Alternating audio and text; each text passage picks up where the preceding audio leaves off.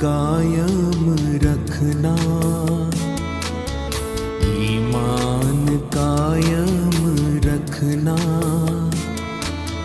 जब तक न मैं बुलाऊं, जब तक न मैं बुलाऊं। बोलो श्री प्राणनाथ प्यारे की जय, श्री सतगुरु महाराज की जय। प्रेम प्रणाम जी। सभी सुंदर साथी से रिक्वेस्ट है, प्लीज कैमरास ऑन कर लीजिए, जल्दी से आ जाइए। बहुत इम्पोर्टेंट आज धनी जी कुछ लेकर आए हैं आपके लिए। तो आइए शुरू करते हैं। हमारे साथ वरुण है। सबसे पहले सतगुरु वंदना से शुरू करते हैं वरुण जी के द्वारा। प्रणाम जी वरुण।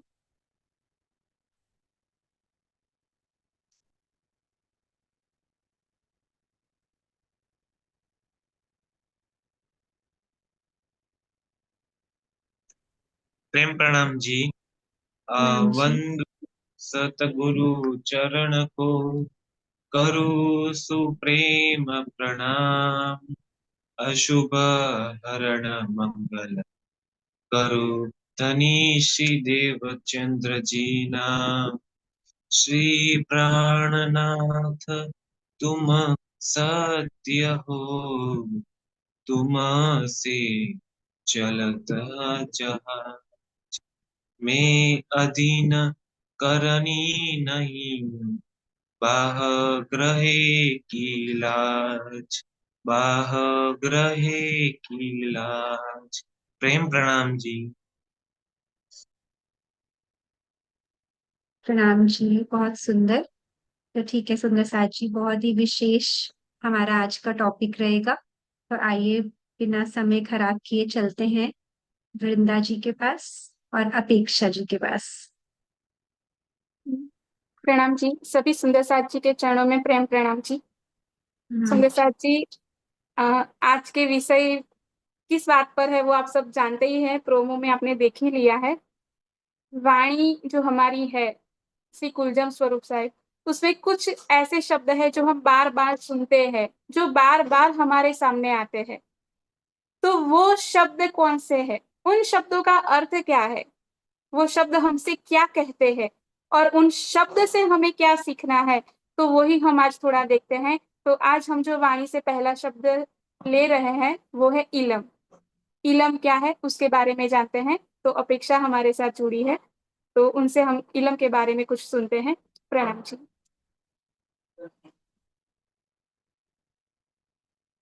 प्रेम प्रणाम जी सुंदर साथ जी।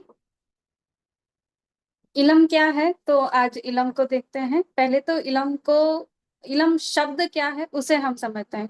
इलम एक उर्दू और अरबी शब्द है, जिसे हम दूसरे शब्दों में अगर हम देखें तो उसे विद्या, बुद्धि और ज्ञान उसे कह सकते हैं। लेकिन हमारी वाणी जो है वो सिर्फ एक ज्ञान नहीं है, वह ज्ञान प्लस विज्ञान है। ज्ञान के साथ उसका विज्ञान जुड़ा हुआ है। विज्ञान कैसे, जो इस ब्रह्मांड की उत्पत्ति से लेकर परम धाम की राह बताता है। इस संसार का ज्ञान हमें कई ग्रहों तक, चांद तक, मंगल तक ले गया है। लेकिन हमारी वाणी रूपी विज्ञान हमें इस ब्रह्मांड की उत्पत्ति से, उसका लय और उससे परे परम धाम की पहचान दिलाता है। यानी हमें दीर्घ दृष्टि देता है। बीतक में कहा है, तुमको लोचन दिए अनेक। चौपाई है और चौपाई का एक ये चरण है जिसमें मतलब धनी हमें कहते हैं कि तुमको लोचन दिए अनेक। राजी ने हमें बहुत सारे लोचन दिए। लोचन यानी क्या है, आंखें, नेत्र।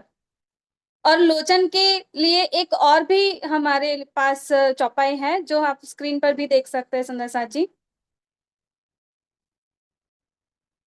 अब तुम्हारो तेज दिन दिन बढ़ता जाए, बढ़ती बढ़ती रोशनी सब खलकों में पहुंचाए। यानी इसका अर्थ क्या है कि अब तुम्हारा तेज दिन दिन बढ़ता जाए। तुम्हारा तेज जो है ना वो अब एक के बाद एक बढ़ता ही जाएगा, वो कम नहीं होगा। जैसे चांद होता है, चांद का हम देखते हैं उसकी कला जो है वो धीरे धीरे अस्त होती है, फिर धीरे धीरे बढ़ती है। उसी तरह से पूनम भी आती है और फिर अमास भी आती है। ठीक है। लेकिन यहाँ पे धनी हमारे लिए क्या कह रहे हैं कि तुमका जो लोचन दिए ना उसका तेज जो है ना वो दिन दिन बढ़ता जाता है और बढ़ती बढ़ती रोशनी सब खलकों में पहुंचाए, सारे खलों के पूरे ब्रह्मांड में ये रोशनी फैल जाएगी। यानी हमारे पास आंखें तो थी, आंखें है, लेकिन नजर, वो दृष्टि, वो रोशनी जो है ना वो नहीं थी। हम जैसे एक अंध थे, यानी यह एक तारतम्य रूपी जो विज्ञान हमारे अंध नेत्रों को भी रोशनी देता है। इसलिए वाणी को ज्ञान नहीं बल्कि पहचान यानी इल्म कहते हैं। जैसे एक आम का फल है, ठीक है, लेकिन इसमें आम के फल को हमने देखा नहीं, क्यों? क्योंकि हम अंध हैं। अब जिसे देखा ही नहीं उसको किसी और ने जो देखा है ना वो हमें उसका ज्ञान देता है, उसके द्वारा हमें आम का ज्ञान मिलता है कि आम कच्चा होता है तो हरे रंग का होता है और खट्टा होता है, लेकिन पक्का होता है तो वो पीले रंग का होता है और मीठा होता है। लेकिन उसकी पहचान तो हमें नहीं हुई ना, हमने सिर्फ और सिर्फ ज्ञान लिया है। उसको बिना देखे, उसको बिना खाए हमें उसकी पहचान नहीं हो सकती है। और यही पहचान हमें ये नजर जो है ना वो हमें वाणी देती है। आंखें तो है लेकिन नजर नहीं है तो आंखों का क्या फायदा, वो अंध ही कहलाता है। जैसे हम कहते भी है कि मुझे इस बात का इल्म है, हम वाक्य में भी जब बोलते हैं ना तब यही बोलते हैं कि मुझे इस बात का इल्म है, यानी मुझे इसकी पहचान है, समझ है। तो धनी के इल्म को भी सिर्फ एकमात्र ज्ञान ना समझे, यह पहचान है। और पहचान भी तो कैसी पहचान? बेशक पहचान है। धनी ने इलम को बेशक इलम कहा है। कैसी पहचान है? किसकी पहचान है? किसका इलम हमें मिल रहा है? तो क्षर यानी ये पूरा ब्रह्मांड, अक्षर उससे भी परे जो अखंड है, और अक्षर से भी परे क्या है? अक्षरातीत है, पूर्ण ब्रह्म है। उसकी पहचान, वो हमारे मूल की पहचान वाणी हमें देती है। इसको ना हम एक छोटे से उदाहरण से हम समझ रहे हैं। ज्ञान और समझ का ये उदाहरण है। जैसे एक माँ है और इसका एक छोटा सा बेटा है। अब छोटे बेटे को उसने माँ ने क्या किया, गर्म दूध का ग्लास दे दिया और सामने रखते हुए कहती है कि बेटा ये दूध बहुत गर्म है, अभी मत पीना, ठंडा हो जाए उसके बाद पीना। अब ये जो माँ ने दिया वो क्या था? तो वो ज्ञान है। बच्चे को अपनी माँ ने अपने बच्चे को क्या किया? ज्ञान दिया है कि दूध अभी गर्म है उसको पीना मत। लेकिन बेटा क्या करता है? उसको कोई ज्ञान हुआ ही नहीं है। उसने अपनी ही धुन में वो गर्म ग्लास जो है दूध का वो पकड़ लिया और पी लिया। और जैसे ही पीता है बेटा क्या मतलब बच्चा गर्म दूध से जल गया। अब ये जो जलन हुई है ना वो क्या दी है? समझ दी है। अब बचपन की गर्म दूध की जलन जब बेटे को समझ दे देती है ना तो आज के बाद मम्मी को कहना नहीं पड़ेगा कि बेटा दूध गर्म है अभी मत पीना। ये हुई समझ।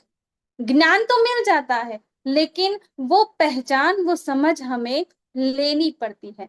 कुछ प्रसिद्ध मुहावरे भी है इसके लिए कि इल्म की रोशनी यानी ज्ञान की रोशनी, जिसका अर्थ होता है इल्म की रोशनी से होता है जीवन का निर्माण। अब जीवन के निर्माण के लिए एक होता है भौतिक ज्ञान जो हम सबके पास होता ही है, जो हम सब लेते ही है। एक होता है सामाजिक ज्ञान और एक होता है आध्यात्मिक ज्ञान। यह सारे ज्ञान जीवन में बहुत जरूरी है। जो हम पढ़ाई करते हैं ना वो भौतिक और सामाजिक ज्ञान है जो हमारे बाह्य जीवन का निर्माण करता है। लेकिन सबसे महत्वपूर्ण जो ज्ञान है वो आध्यात्मिक ज्ञान है। उसमें भी हमारा जो सबसे महत्वपूर्ण आध्यात्मिक ज्ञान तो है, लेकिन उसमें भी जो है वो है क्या है? तारतम्य ज्ञान, हमारा इल्म जो हमारे आंतरिक और बाह्य जीवन को सबसे सुंदर निर्माण करता है। यानी हमारे गुणों को, हमारे चरित्र का वो निर्माण करता है, हमारे अंदर के विकारों को वो दूर करता है। हमारी तारतम्य वाणी जो है उसे बेशक इल्म कहा है, यानी इसमें लेश मात्र भी कोई शंका नहीं है, कोई शक नहीं है।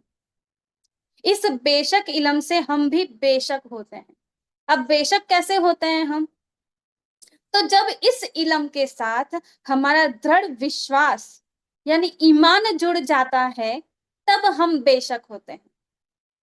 यानी हमारे चरित्र का उच्च निर्माण होता है। जो हमारे चित्र यानी बाह्य तन और हमारे चरित्र यानी दिल की रहनी का श्रृंगार करता है। ये बातें ना पूरी बीतक हमें समझाती है, सिखाती है। इस बेशक इल्म को पाकर किस किसने क्या क्या पाया है ना, वो हमें बीतक समझाती है। कि श्री देवचंद्र जी जो एक मतलब तन में आए हमारे लिए, श्री श्यामा महारानी जी, और वे सदगुरु हो गए, हमारे हादी हुए। कैसे हुए? इस बेशक इल्म को पाकर ही तो हुए हैं। श्री महराज ठाकुर जी जो श्री जी साहेब कहलाए हैं, वे हरिद्वार के कुंभ के मेले में गए और श्री विद्याभिनंद बुद्ध निष्कलंक स्वरूप में जाहिर हुए। कैसे हुए? बेशक उलम से ही तो हुए हैं। ठट्ठा नगर के लक्ष्मण सेठ, इन सबके बारे में हमने देखा सुना ही है, बीतक में पढ़ाई है। जो लालदास जी हुए, उन्होंने भी ये बेशक इल्म पाया और लालदास हो चुके, लाल हो चुके धनी के। प्रिय छत्रसाल महाराज जी हमारे, वो अमीरुल मोमिन कहलाए और छत्ता हुए। कैसे हुए हैं? इस बेशक इल्म से हुए हैं। इन सभी का चित्र यानी तन और इनका चरित्र यानी इनकी दिल रूपी सूरत हमारे दिल में बसने वाली मूरत बनी है सिर्फ इस बेशक इल्म से। आइए सुंदरसा जी, अब ईमान क्या है ना, उसे हम जानते हैं। प्रणाम जी।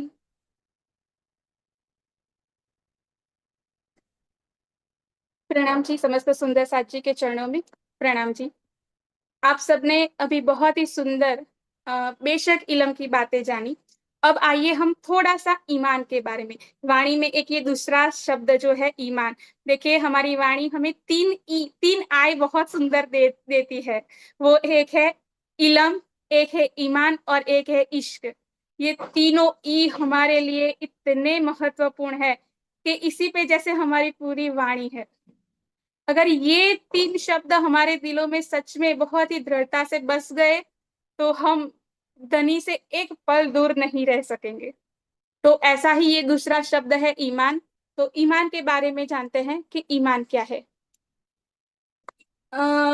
ईमान का अर्थ मतलब सीधी सादी शब्दों में देखें तो ईमान का अर्थ है विश्वास, या इसे हम आस्था भी कह सकते हैं। दुनिया की नजरों में इसे आस्था भी लोग समझते हैं। इल्म और ईमान दोनों एक ही सिक्के के दो पहलू है, ये कोई अलग नहीं है। जो आपने अभी इल्म देखा वो और ये ईमान एक ही है। ईमान हो तभी हम समर्पण कर सकते हैं। हम कितना भी समर्पण करना चाहे पर थोड़ी ना हम कोई ऐसे ही किसी पे समर्पण या कुर्बानी कर देते हैं। उसके लिए उसके ऊपर विश्वास तो होना चाहिए ना कि मैं इसके ऊपर समर्पण करूं। तो ये समर्पण भी वो इसी ईमान से हम पाते हैं। विश्वास यह एक मानसिक और भावनात्मक अवस्था भी है, कही जाती है, जिसमें हम किसी व्यक्ति पर, कभी किसी वस्तु पर या कभी किसी विचार पर भरोसा करते हैं। ये ईमान है। हर व्यक्ति के लिए सबसे महत्वपूर्ण जो है वो विश्वास है। एक होता है आत्मविश्वास, यानी अपने आप पर विश्वास। जो हमने आगे के क्लास में लक्ष्य निर्धारित की बातें सुनी थी और भी बहुत जो भी हमने आगे सुना है क्लास के अंदर, वो सब हमें इस विश्वास की बात से ही जुड़ा हुआ है। संसार के रिश्ते नातों की मजबूती के लिए भी सबसे महत्वपूर्ण जो है ना वो विश्वास है। हम संसार में भी अगर चाहते हैं ना कि सबके ऊपर मतलब ट्रस्ट जो करते हैं, और हम हमेशा ये ध्यान रखते हैं कि हमारा ट्रस्ट टूट ना जाए या हम कोई ऐसी बात ना हो जाए कि जिससे इनका भरोसा हमसे उठ जाए। तो जीवन के संसार के रिश्तों नातों में भी विश्वास बहुत जरूरी है। विश्वास जिन रिश्तों में नहीं होते वो रिश्ते खोखले हो जाते हैं। विश्वास एक मजबूत नींव है, एक जड़ है। अगर यह नींव डगमगा जाए या टूट जाए तो मजबूत से मजबूत पक्का नाता टूट जाता है। जैसे मजबूत पेड़ की नींव उसकी जड़ें होती है, अगर कोई आंधी आ गई या कोई तूफान आ गया और जड़ें अगर खोखली हो गई तो बड़े से बड़ा मजबूत पेड़ क्यों ना हो, वो पेड़ धराशायी होने में बिल्कुल देर नहीं करेगा, उसी क्षण वो टूट जाएगा। किस वजह से? क्योंकि ईमान रूपी उसकी जड़ें है, उसमें खोखलाहट आ गई, वो डगमगा गया और वो गिर गया। सोचिए, संसार के झूठे रिश्तों नातों में भी विश्वास यानी ईमान इतना महत्वपूर्ण है, तो पूर्ण ब्रह्म परमात्मा के ऊपर ईमान की बात तो कितनी महत्वपूर्ण होगी, ये हम खुद सोचे और समझे। आपने अभी आगे एक महत्वपूर्ण शब्द सुना, वो महत्वपूर्ण शब्द है बेशक इलम। इलम तो है, लेकिन बेशक उसके आगे लगाया है। बेशक यानी जैसे बेशक इलम है, वैसे ही बेशक ईमान भी जरूरी है।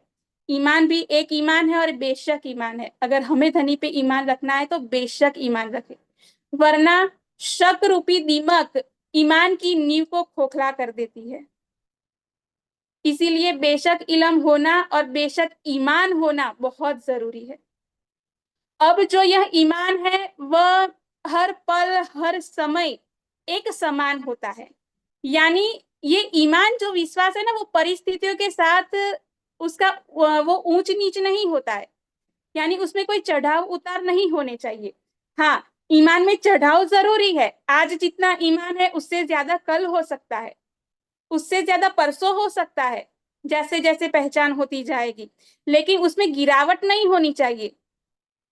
छोटी सी भी कोई बात हो जाए और हमारा ईमान ऐसे डगमगा नहीं जाना चाहिए। ये जो गहराई इस ईमान में होनी चाहिए ना, जितना गहरा विश्वास है ना, वो विश्वास जितना ज्यादा बढ़ता है ना, प्रेम रूपी फल हम उतना ही अधिक पा सकते हैं। यानी ये ईमान अनुकूल या प्रतिकूल दोनों स्थिति में बना रहना जरूरी है। एक जरा सी आंधी आई और ईमान टूटा या डगमगाया तो हम बड़ी से बड़ी ऊंचाई पर क्यों ना हो, वहां से हम गिर जा सकते हैं। कोई अनमोल धन हम गवा दे सकते हैं, कोई अनमोल मौका हम चूक सकते हैं। इसका अनुभव सबसे अधिक कोरोना समय में सबने किया होगा। कोई ना कोई ऐसा सबका एक एक्सपीरियंस रहा ही होगा इस बात के लिए।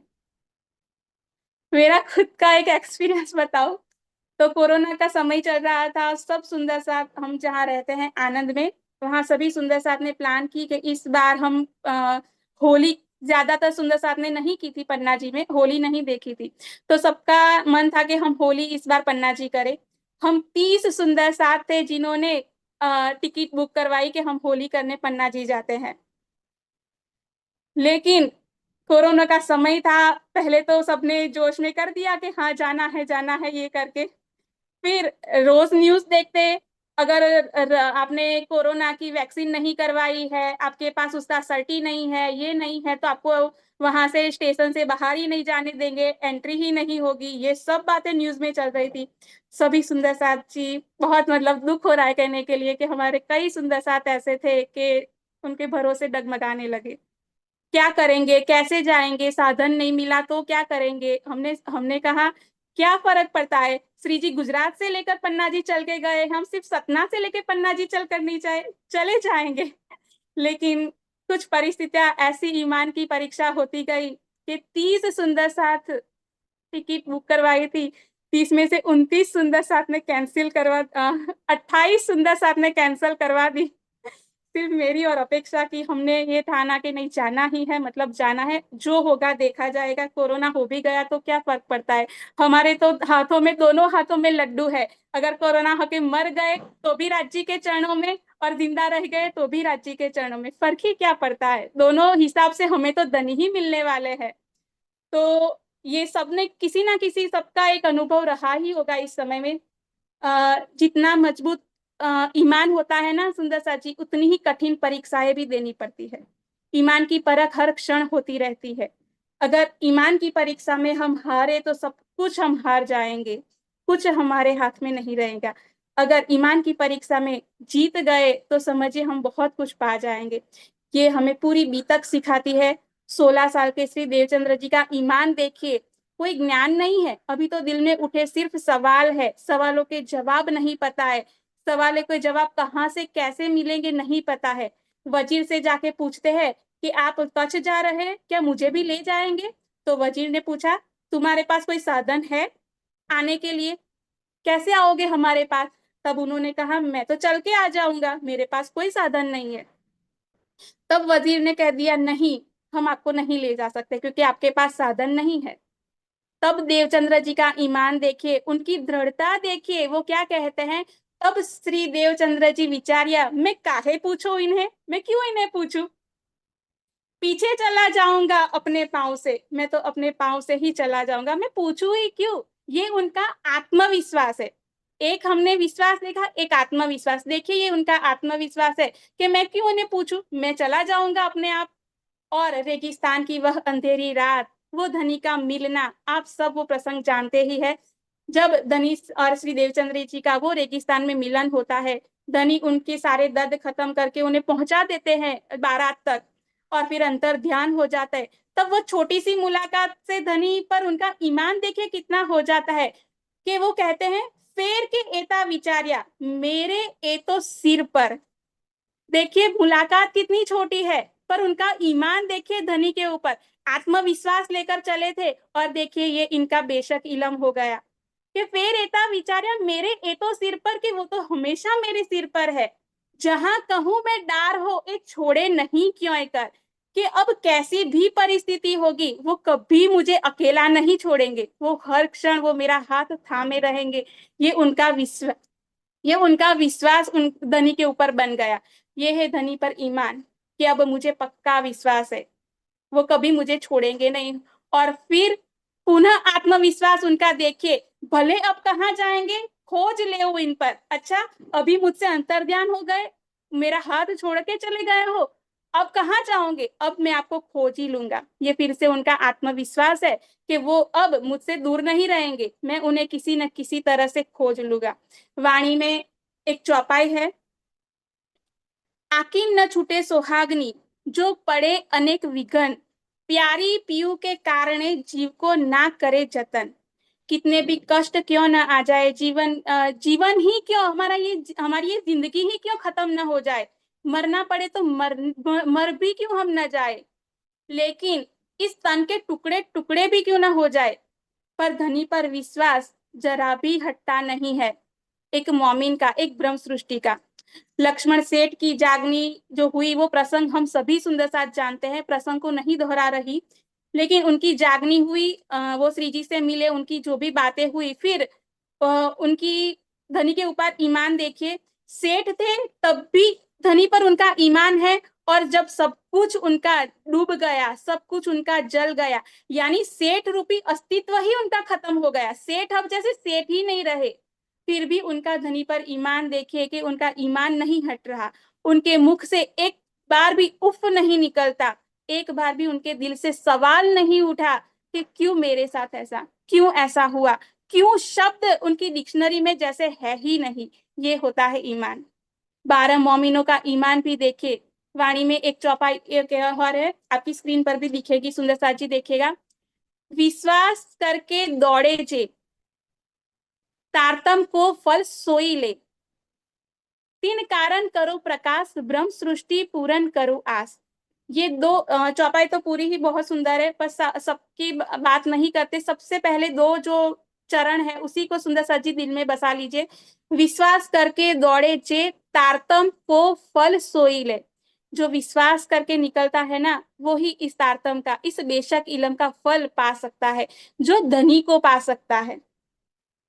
जो धनी पर पक्का विश्वास करके आगे बढ़ता है, वही बेशक इलम यानी तारतम रूपी फल के मीठे स्वाद को ले सकता है। बिना विश्वास के फल नहीं मिलता है, यानी परिणाम कुछ भी हाथ नहीं लगता है। तो हमेशा परिस्थिति अनुकूल हो या प्रतिकूल हो, धनी पर पूर्ण विश्वास बनाए रखे, यह ईमान रोज बढ़ता बढ़ता जाए, तभी हम इश्क और आनंद का रस ले सकेंगे। मैं रोज धनी से एक बात हमेशा मेरे दिल ही दिल में दोहराती हूँ और कहती हूँ कि तेरे फैसलों पर सवाल ना उठाऊं, यही मेरा ईमान और यही मेरा इश्क है। तेरे जो भी फैसले होंगे, मुझे वो अच्छे लगे या न लगे, पर मैं तेरे फैसलों पर कभी भी कोई सवाल ना उठाऊं। और सच में हमारी सबकी जिंदगी में ये होना चाहिए कि अच्छा हो या बुरा हो, तेरा फैसला मुझे हर हाल में मंजूर है। यही हमारे प्रेम की रीत है।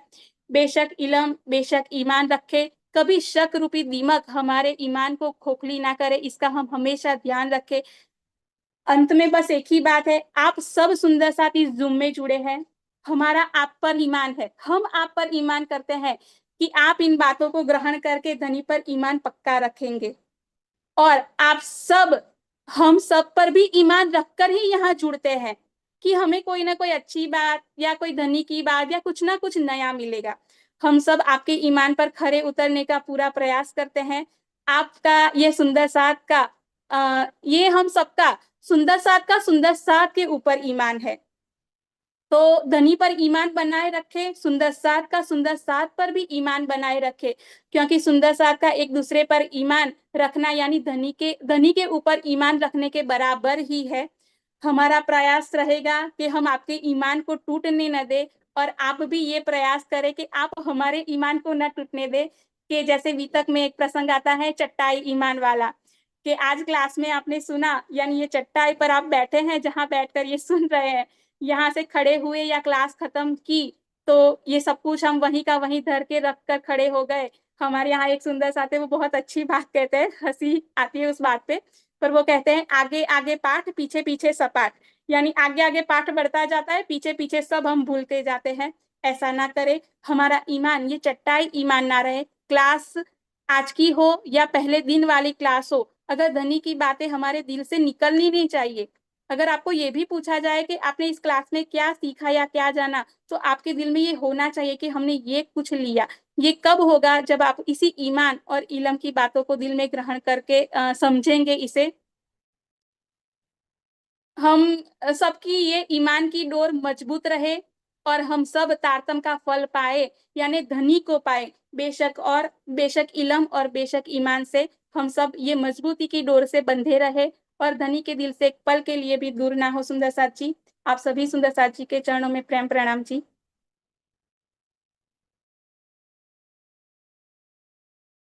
प्रणाम जी, सभी सुंदर साथ जी के चरणों में। बहुत ही सुंदरता से आपने समझा दिया इल्म और ईमान के बारे में। तो सबसे पहले यहाँ तक किसी सुंदर साथ जी के दिल में कोई प्रश्न आ रहा है, कुछ समझ में नहीं आया हो या कुछ अपने दिल के भाव शेयर करना चाहते हो, तो बताइए सुंदर साथ जी।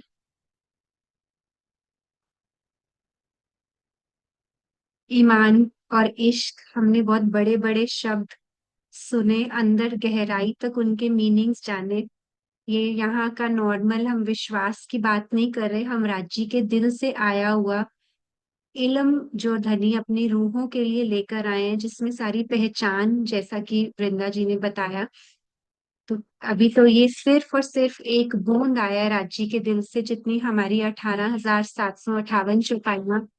इंद्रावती जी कहती हैं कि ये तो सिर्फ एक हक के दिल से एक बूंद आया है, और उसके बारे में हम बात कर रहे हैं आज यहाँ पर, जिसने कायम करना है 14 लोगों को। तो इसलिए किसी के दिल में कोई प्रश्न आ रहा हो या कोई अपने चित्रा भाव वर्क शेयर बोल करना रहे चाहते हो तो हैंड रेज कर सकते हैं। हैं।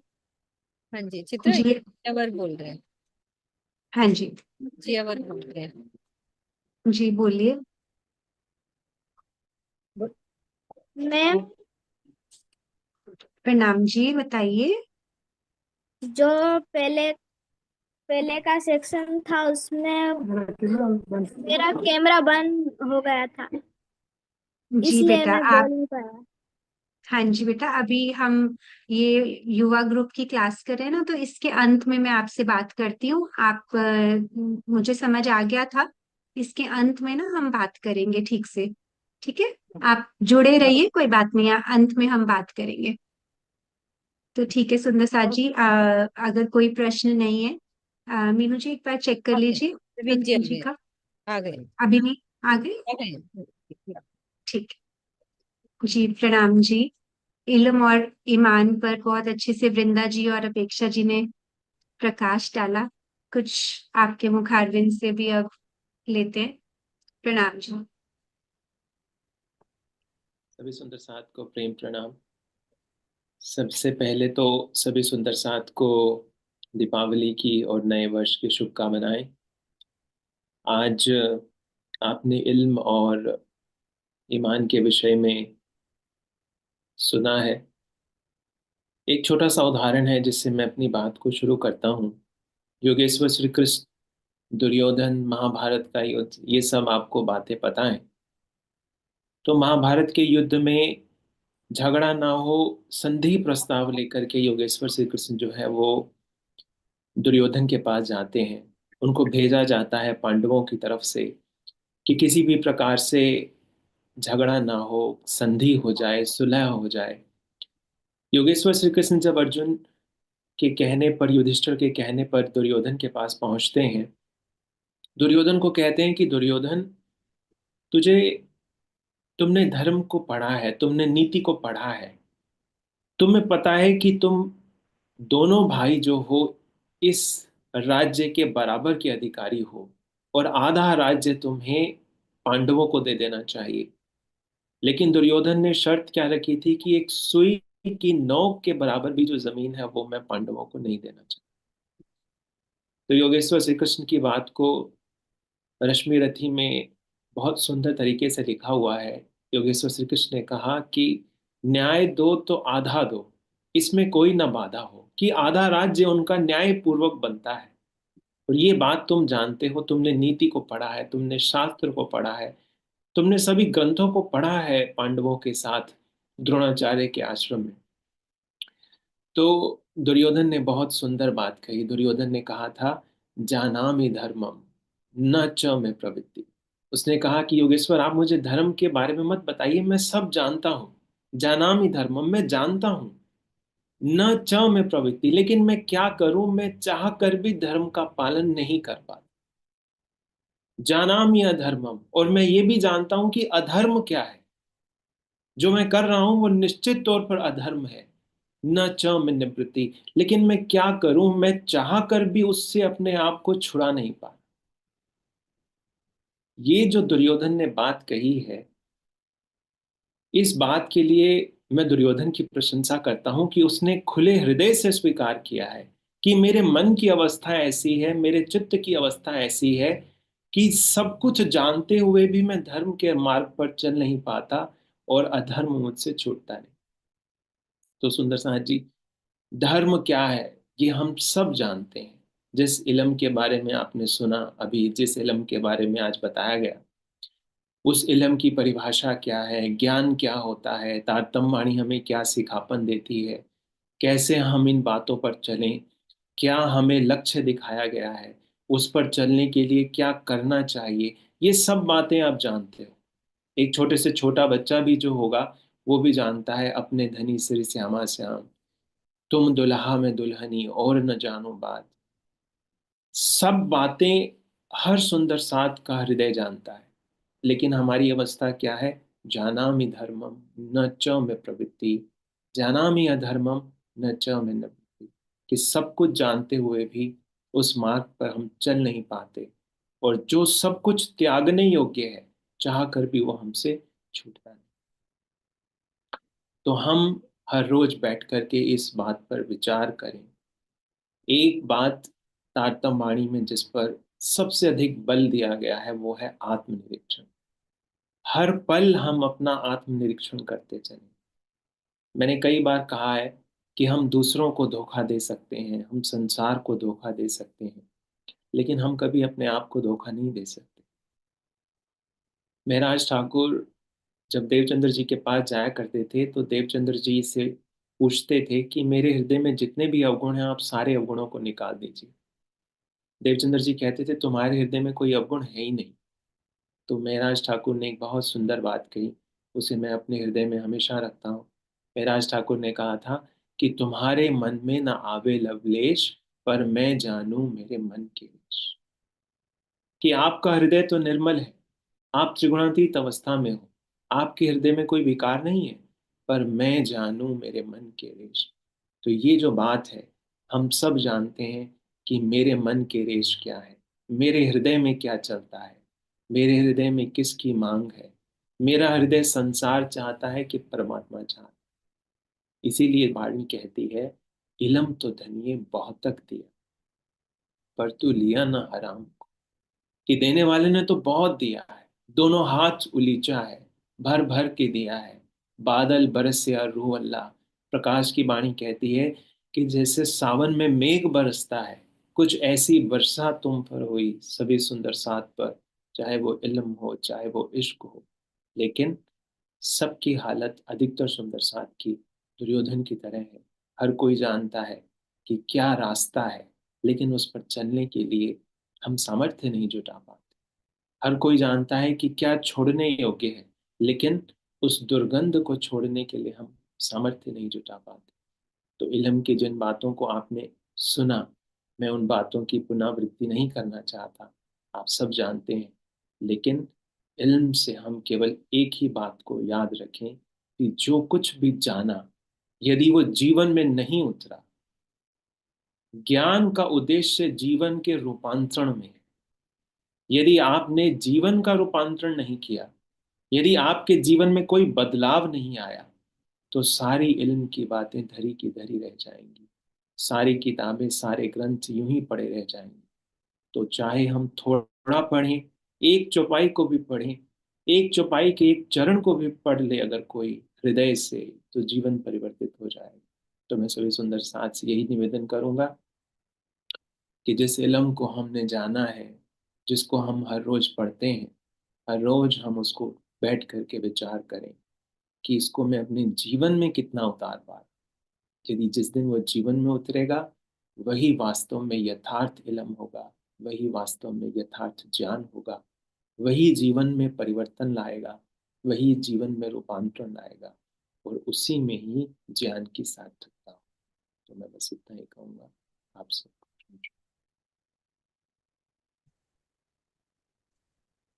प्रणाम जी। बहुत सुंदर, सब बहुत अच्छे से बताया भैया ने कि अब इलम को हमें अपने जीवन में उतारना है। तो हमारा लक्ष्य ही यही है कि हम अगर अब पर हम पहले दिन से ही वृंदा जी भी हमें यही समझा रहे हैं कि हम जो भी सुने वो सिर्फ हमारे श्रवणों तक ना रह जाए, हमारे जीवन में वो उतरना चाहिए। तो हमारा यही प्रयास है धनी के रास्ते पर चलने का कि हम जो जो भी राजी से सीखते जा रहे हैं, हम अपने जीवन में उससे परिवर्तन लाकर आगे बढ़ते जाएं। और ये इलम ही है, इलम और इश्क एक दूसरे के पूरक है। तो इसी इलम ने हमें परिवर्तन कर देना है, किस तरह से हमें वो इश्कमयी स्वरूप से हमारा साक्षात्कार हो जाएगा। तो इसलिए बहुत ही जरूरी है हमें इलम भी लेना और उस दृढ़ विश्वास के साथ डटे रहना धनी के रास्ते पे। बहुत प्यारी चौपाई का चरण मैं थोड़ा सा दोहराना चाहती हूँ जो वृंदा जी ने बोला, आकीन ना छोटे सुहागिनी जो परे अनेक विघन। कि कुछ भी हो जाए, हमारा जो ईमान है वो दृढ़ करने का एक ही मौका होता है हमारे पास, वो होता है दुख। तो दुख ही रूहें हैं सिर्फ राज्य की जो दुख मांगती हैं कि धनी अब दुख आए और मेरी परीक्षा हो किसी तरह, और मुझे पता चले कि आत्मनिरीक्षण हमारा उसी समय होता है। और वैसे राज्य इतना इतने प्रेम के सागर है, ऐसे दुख मांग लो तो दुख कभी आता नहीं है। दुख ना देऊं फूल पाखड़ी, धनी तिल जेता भी दुख नहीं देते।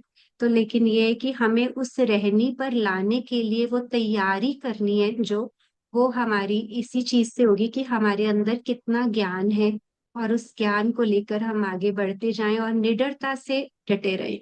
निडर बनाता है, मुझे लगता है ये धनी का जो इलम है, जो उनके दिल से हमारे दिल तक उतारने का वो पल पल प्रयास कर रहे हैं, उससे हमें निडरता सीखनी है। क्योंकि हम जिस लाइफ के पड़ाव पर हैं, जो युवा सुंदर साथ है हमारे, किस तरह से मन में थोड़ा सा डर रहता है ना, कि कभी पढ़ाई का डर है, कभी करियर का है, कभी नौकरी का है। आजकल इसको कहते हैं ना इनसिक्योरिटीज, हमें कितनी इनसिक्योरिटीज रहती है। तो वो ये सब इनसिक्योरिटीज का एक ही सॉल्यूशन है, अगर हम राज्य के ज्ञान से अपने आप को अंदर से स्ट्रॉन्ग कर ले। मतलब सोचिए, हमारा घर इन पत्थर वाली दीवारों की जगह अगर बैम्बू स्टिक्स का बना हो, तो हमें हमेशा डर ही लगता रहेगा कि हमारा घर कहीं गिर ना जाए। तो वो निडरता जिस लाइफ के फेज में आप लोग हो, मुझे लगता है हम कुछ समय पहले उससे गुजरे हैं, और आज भी हम जिस तरह के माहौल में रहते हैं, बहुत इनसिक्योरिटीज हैं हमें। तो हम एक प्रैक्टिकल एस्पेक्ट की तरफ देखें ना अगर, कि हमें ज्ञान से हासिल क्या करना है, हमें निडर होना है कि हमारे संग राज्य है। तो ये निडरता हमें कुछ प्रूव करके दिखाना है, राज्य को भी प्रूव करना है कि जी मुझे आप पर ईमान है, तो मैं दृढ़ रह के कुछ भी फेस कर सकता हूँ या कर सकती हूँ। धनी अगर आप संग हो तो मुझे कोई डर नहीं। तो से ज्यादा कहने की मुझे लगता है आवश्यकता नहीं है, हमारे पास समय अभी है। सुंदर साथ जी, अगर किसी के दिल में कोई प्रश्न है तो बताइए। किसी के कोई एक्सपीरियंसेस, जैसे वृंदा जी ने बहुत अच्छा एक अपना एक्सपीरियंस ये बताया कि किस तरह से वो ईमान पर दृढ़ रही, तो इस बैठक में आप ये भी शेयर कर सकते हो कि अगर कभी आपका ईमान डगमगाया हो तो हो सकता है हमें भी उससे कुछ सिखापन मिल जाए। तो किसी के दिल में कोई भाव है तो हैंड रेज कीजिए सुंदर सा जी, नहीं तो फिर वाणी मंथन रहनी पर हमारा focus for the coming week, इलम और ईमान पर कायम रहने के लिए आगे बढ़ेंगे फिर। ठीक है सुंदर सा जी, तो आनंद मंगल करते हैं। ठीक है मीनू जी, हाँ जी। चलें कुछ। अच्छा एक मिनट सुंदर साथ जी, मैं एक बात कहना चाहती हूँ, आप वो शेयर कर दीजिए। हाँ जी, हमारा ई गुरुकुलम का यूट्यूब चैनल सुंदर साथ जी जरूर शेयर कीजिए, सब्सक्राइब कीजिए। SPJIN ई गुरुकुलम का यूट्यूब चैनल, उस पे सारी वीडियोस आती हैं, आपकी कभी बाई चांस कोई मिस हो जाए तो आप वो भी देख सकते हैं पुरानी जाके। और इसको शेयर कीजिए, सब्सक्राइब कीजिए। हमारे युवा सुंदर साथ और बाल सुंदर साथ के लिए आज से हमने ये शब्द ये प्रोमो नहीं मीनू जी, वो जो सब्सक्राइब करने वाला है ना, लास्ट वाला। हाँ जी, बस हाँ दो। वो, हाँ जी। हाँ जी कोई बात नहीं। जी सुंदर सा जी, तो हमें अपने बाल और युवा हमारे उज्जवल भविष्य है, तो हमें इसको फैलाना है। अपने जागने का हमारे ऊपर बहुत बड़ा उत्तरदायित्व है, तो हमें उसको पूरा करना है। तो इसलिए हमें इस चैनल को सब्सक्राइब करें, शेयर करें, अपने दोस्तों से बात करें। आपसे कोई पूछे कि आप किसको मानते हो तो आप उनको सजेस्ट कर सकते हैं SPGIN से जुड़ने के लिए। तो जो भी आप सीख रहे हैं वो आप सिखाइए। वो आप कहते हैं ना, आज सीखें कल सिखाएं, जागो और जगाओ। तो लर्न टुडे लीड टुमारो, तो यही हमारा लक्ष्य है। तो इन आध्यात्मिक कक्षाओं से जुड़ने के लिए, तो ठीक है सुंदर सा जी। ठीक है चले सब, ठीक है जी, आनंद मंगल करती।